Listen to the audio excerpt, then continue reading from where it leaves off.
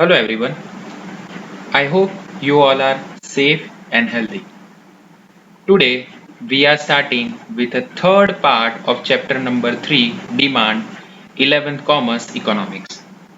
In first part we have discussed the meaning of demand, what are the factors which actually affect the demand and the demand function.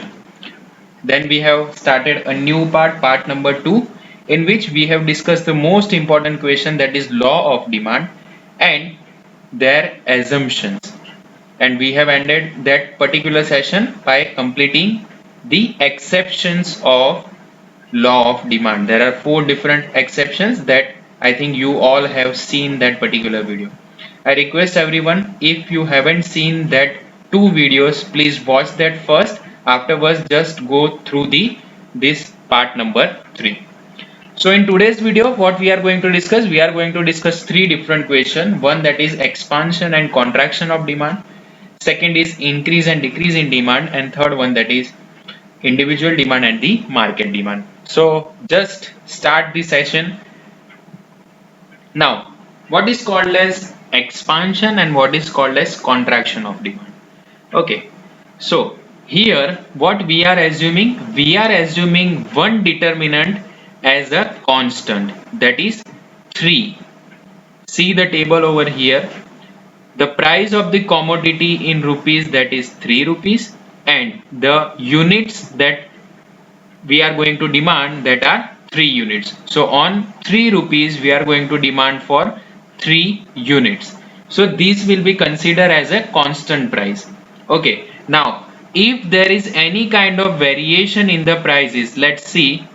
If there is any kind of variation, for example from 3 rupees, if there is a change in price to 4 rupees, then there will be decrease in the demand by 2 units. Okay, here if the price has changed from 3 to 5, there will be units which we are going to require, we are going to only demand for 1 unit. So ultimately this will be the change. So what is called as contraction and what is called as expansion. अब ये आप समझिए कि इसमें हमको करना क्या है, एक चीज को कांस्टेंट लेना है, एक पॉइंट को, जिसे हम कंसीडर करेंगे पॉइंट नंबर ए. कौन सा कांस्टेंट हमने किया, 3 रुपीज में 3 यूनिट्स हम परचेज करते हैं, इसको हमने कांस्टेंट कर दिया. अगर आपकी प्राइस में बढ़ोतरी होगी, मतलब प्राइस अगर बढ़ेगी, तो 5 अगर प्राइस हो जाती है आपके गुड्स की, तो आप कितने यूनिट्स की डिमांड करते हो, you are only demanding for 1 unit. That will be considered as a contraction of demand. Okay, so if there is any kind of rise in price, and due to that if there is any kind of change in demand, then it will be considered as a contraction of demand. Understood? And in the same way, जो 3 की जगह पे अगर यही goods की price 1 rupees हो जाती है, तो हम क्या करेंगे, पहले 3 यूनिट मंगवाते थे, उसकी जगह पे अब 1 रुपए में मिल रहा है, तो क्या करेंगे, 5 यूनिट मंगवा लेंगे. तो अगर ये यहां से बढ़ के यहाँ पे आती है, that means from A to point C, that means if there is any kind of less, that means fall in the price which was constant 3, but now there is a change, that means fall in price to rupees 1. So there will be change in demand, and that demand will be considered as a expansion of demand. तो ये basic फंडा है expansion and contraction का. अब example में आपको क्या पूछा जाएगा कि explain the term expansion and contraction of demand. तो आपको क्या करना है, ये दोनों की डेफिनेशन, मतलब इसका जो मीनिंग आ रहा है वो लिखो, प्लस ये दोनों जो टेबल बनाए हैं वो ड्रॉ कर दो और इसका एनालिसिस करो. तो एनालिसिस हम इस स्लाइड में देखेंगे. अब देखिए, अब एनालिसिस करना है तो सबसे पहले आप क्या करोगे, ऑन एक्स एक्सिस आपने क्या लिया है, we have taken on X axis demand for the commodity in units. On y axis we have taken price of the commodity. On the basis of scale we have divided this in 2 different parts. Suppose the initial price, that is 3 rupees, the initial price is 3 rupees on which we are going to demand the unit, that is 3. We have given this particular point as point number A. Clear? ये आपको पता चल गया. कि हमने जो पूरा demand में कांस्टेंट प्राइस क्या रखा था, 3 रुपए प्राइस रखा था। अब यहाँ पे if there is fall bye 1 रुपी, जो प्राइस होती है वो 1 रुपी कम होती है, मतलब जो प्राइस है वो यहाँ पे है 3 की जगह पे अगर 2 होती है तो ये कम हुई, तो देखो उसका चेंज कहाँ पे आया, यहाँ पे इफेक्ट आ गया। ओके, तो ये इफेक्ट में हम क्या किया, हमने किया 3 की जगह पे 4 यूनिट का डिमांड। ओके, अब उसकी कीमत 1 और रुपए अगर कम होगी, that means if the price has change from 3 to directly 1, 1 रुपए हो जाएगी, तो क्या करेंगे, we are going to increase the quantity demanded. तो अब क्या होगा, अब 1 रुपए में हम कितना लेंगे, 5 यूनिट्स बाय करेंगे। So this D curve will be consider as a expansion of demand, मतलब ए से लेके आप सी पॉइंट तक जाते हो उसे क्या कंसीडर किया जाएगा, एक्सपांशन कंसीडर किया जाएगा। चलो, अब यही चीज आप समझो कॉन्ट्रैक्शन के वे में। अगर प्राइस जो 3 हमने कांस्टेंट रखी थी वो चेंज होके अगर हम 4 करते हैं, तो देखो चेंज क्या हो रहा है, 3 यूनिट्स की जगह पे हम कितने यूनिट्स मंगवाएंगे, 2 यूनिट ही मंगवाएंगे। और सेम वे अगर उसकी प्राइस चेंज होके 5 रुपीज हो रही है, तो हम क्या करेंगे, 2 यूनिट की जगह पे सिंपल 1 ही यूनिट मंगाएंगे।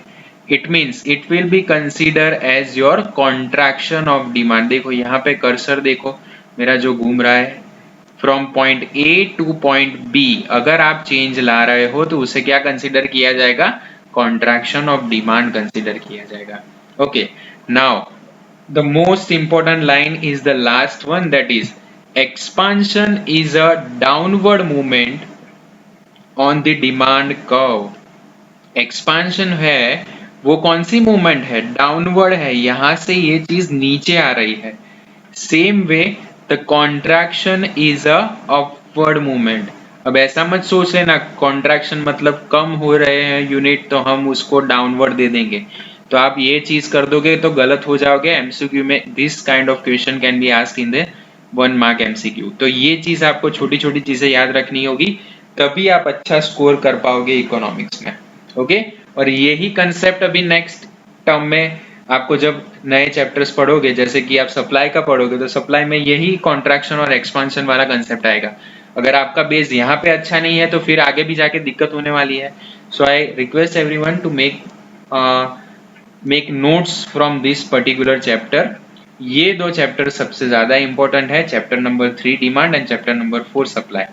अगर ये 2 चैप्टर अच्छे से आ गए, आप इकोनॉमिक्स में 80+ मार्क 100% ले आओगे, क्योंकि बाकी के कंसेप्ट बहुत अच्छे हैं, बहुत इजी है, ये दोनों चैप्टर थोड़े समझने डिफिकल्ट होते हैं।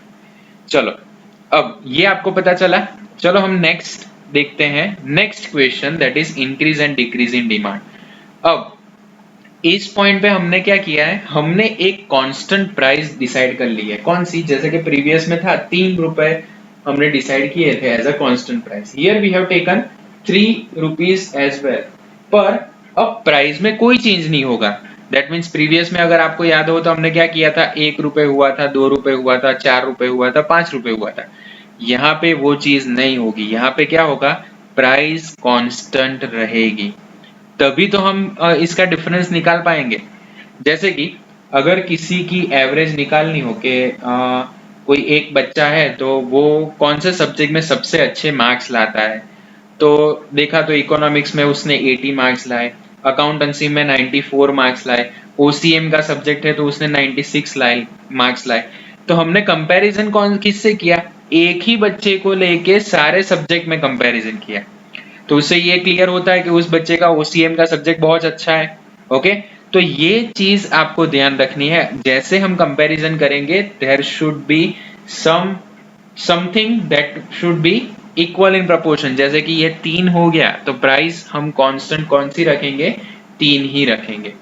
तो अब if there is increase in demand और डिक्रीज इन डिमांड कैसे कहेंगे, बहुत सिंपल है ये कंसेप्ट। तो अगर आप 3 रुपए में 3 यूनिट खरीदते थे, उसकी जगह पे 3 रुपए में 5 यूनिट करते हो, तो इसे क्या कंसीडर किया जाएगा, इंक्रीज इन डिमांड। पर अगर आप 3 रुपए में 3 यूनिट पहले लेते थे और अब ₹3 में कितने यूनिट लेते हो? सिर्फ 1 यूनिट लेते हो, तो उसे क्या कंसीडर कर दिया जाएगा? उसे कंसीडर किया जाएगा डिक्रीज इन डिमांड। क्लियर? तो ये कंसेप्ट आपको सिर्फ दिमाग में रखना है। अब यहाँ पे देखो, व्हेन वन फैक्टर और the some factors other than the price change in favor of demand of a good, then there is an increase in demand which is caused as a rightward shift। अगर rightward shift है तो देखो यहाँ पे आ गया from left to right and this is a leftward shift। that means ये कहाँ से गया? right to left गया है। कब? जब डिमांड कम हुई है तब।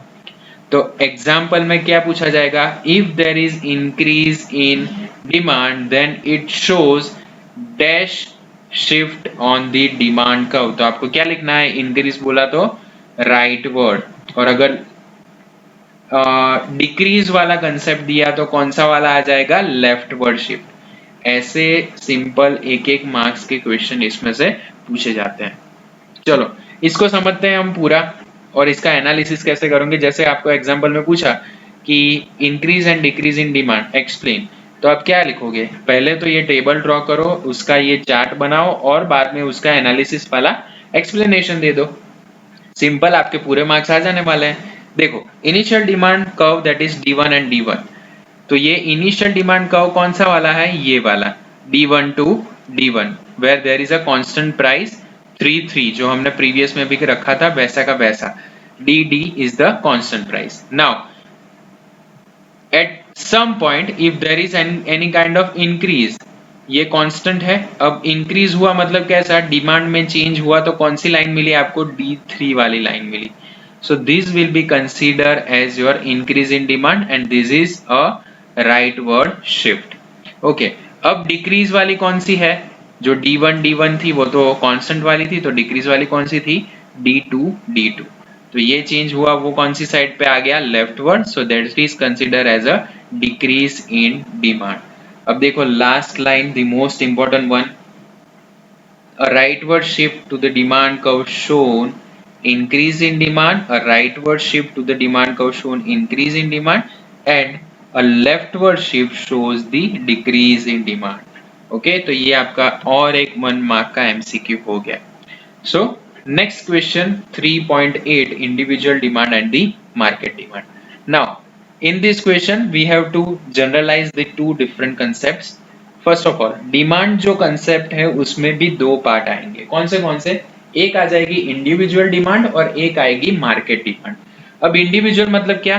कि जैसे कि एक प्रतीक सर है तो प्रतीक सर की एक डिमांड होगी, विरल सर है तो विरल सर की एक डिमांड होगी, स्मिथ सर है तो स्मिथ सर की एक डिमांड होगी, विपुल सर है तो विपुल सर की एक डिमांड होगी। अब मार्केट डिमांड मतलब क्या? प्रतीक सर, विरल सर, स्मिथ सर और विपुल सर चारों का टोटल करके जो डिमांड निकलती है तो उसे क्या कंसीडर कर दिया जाएगा? उसे कंसीडर किया जाएगा market demand. That means it's a general term which is used as a total of all the consumers. all existing consumers are added and finally what point you are getting, that will be considered as your market demand। पता चल गया? ये concept है, ऐसे ही पढ़ेंगे, अच्छे से पढ़ेंगे। चलो देखते हैं। इंडिविजुअल डिमांड का मतलब क्या है? A demand of a good by an individual consumer. मतलब कौन सा इंडिविजुअल? मतलब प्रतीक सर। तो प्रतीक सर एक कंज्यूमर हो गए, तो उसकी जो भी डिमांड है at a given price, that point that will be considered as an individual demand of Mr. Pratik। Now, what is considered as a market demand? When we are making sum total of such individuals, for example, Pratik, Viral, Smith and Vipul. So we are making total of all 4 of them, then it will be considered as a market demand। That means ultimately जो individual है वही तो market को represent करते हैं। जब उनका accumulate होके total निकलेगा तभी तो उसको market demand consider किया जाएगा। समझे? चलो, तो अब देखते हैं through the example. Here the price of the product is given 10 rupees, 8 rupees, 6 rupees, 4 rupees and 2 rupees. Now there are 3 different parties, demand by individual A, demand by individual B, demand by individual C and demand last one that is market demand. Market demand that means the total demand of A, B and C. Here see, यहाँ पे देखते हैं। सबसे पहले individual में पहले 10 रुपए की कॉस्ट थी तो हमने कितना डिमांड किया था? 1 यूनिट। अब वो चेंज के प्राइस कितनी हुई, 8 हुई, तो हमने कितना डिमांड किया, 2 रुपीज डिमांड किया। 6 में 3, 4 में 4 और 2 रुपीज में 5 यूनिट्स की डिमांड करते हैं। वैसे ही बी का होगा, वैसे ही सी का होगा। तो ये इंडिविजुअल डिमांड हो गई तीन लोगों की, कौन सी, ए बी एंड सी। अब देखेंगे मार्केट डिमांड। अब मार्केट डिमांड मतलब क्या, the total of demand by A B and C, that means the total of demand A B and C. अब आप इस तीन लाइन का टोटल करो, 1 + 2 that means 3, 3 + 3 is equal to 6। ये टोटल आ गया, that means it is your market demand. अब जब प्राइस 8 रुपए होगी तो टोटल डिमांड कितनी होगी, तो हम अगर हमको ये कॉलम नहीं दिया होगा तो भी हम फाइंड कर सकते हैं। 4 + 3 7 + 2 that means 9, 5 + 4 9 + 3 that means 12। So just we need to add all the individual demand, ultimately we will get the sum that will be considered as your market demand। अब क्या करेंगे, अब उसका एक चार्ट देख लो। अब ये चीज हमने जब चार्ट में रिप्रेजेंट की तो उसका जो क्यूमुलेट आंसर आ रहा है that is individual demand and the market demand. इसमें कुछ नहीं है, यही चीज को हमने चार्ट में रिप्रेजेंट किया है और ये चार्ट आपको ड्रॉ करने की जरूरत नहीं है। आपको सिर्फ ये कंसेप्ट याद होना चाहिए कि इंडिविजुअल जो डिमांड थी और सारे इंडिविजुअल का जो टोटल होता है, अल्टीमेटली आपको क्या मिलता है, मार्केट डिमांड मिल जाता है। Okay, and if you want to write this for your reference you can draw this, क्योंकि अच्छे से अगर ग्राफ भी ड्रॉ करोगे तो वो आपको हेल्प करने ही वाला है, क्योंकि कई चैप्टर्स में ग्राफ आने वाले हैं। Okay, that's all for today, thank you so much, जय हिंद।